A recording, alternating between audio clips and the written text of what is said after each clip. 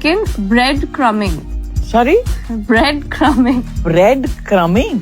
Bread ક્રમ્બિંગનો મતલબ થાય છે કે કોઈ વ્યક્તિ તમને ઇન્ટરેસ્ટ બતાવે છે, તમારી સાથે અટેન્શન પણ આપે છે, પરંતુ સાચી કમિટમેન્ટ આપતો નથી, તો તેને કહેવામાં આવે છે બ્રેડ ક્રમ્બિંગ. પછી આવે છે ઓર્બિટિંગ, કે જેની અંદર વ્યક્તિ ખરેખર તમારી સાથે વાત નથી કરતો, પરંતુ તમારા સોશિયલ મીડિયાને ફોલો કરે છે, એની પોસ્ટ પણ જોવે છે, એની રીલ્સ પણ જોવે છે અને સ્ટોરીઝ પણ જોવે છે. ત્યારબાદ આવે છે બેન્ચિંગ, કે જેમાં તમને બેકઅપ તરીકે જ રાખવામાં આવે છે.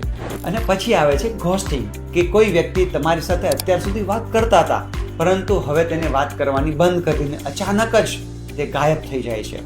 તમારો મેસેજનો રિપ્લાય નથી આપતો અને તમારા કોલ પણ નથી ઉઠાવતો, તો તેને કહેવામાં આવે છે ઘોસ્ટિંગ.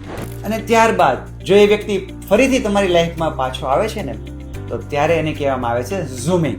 અને છેલ્લું છે કફિંગ સિઝન, કે જેની અંદર જનરલી લોકો એકબીજા સાથે રિલેશનશિપમાં રહેવાનું ઈચ્છા ધરાવતા હોય છે. તો આમાંથી તમારું શું થયું હતું? ઓર્બિટિંગ, બેન્ચિંગ, ઝૂમિંગ?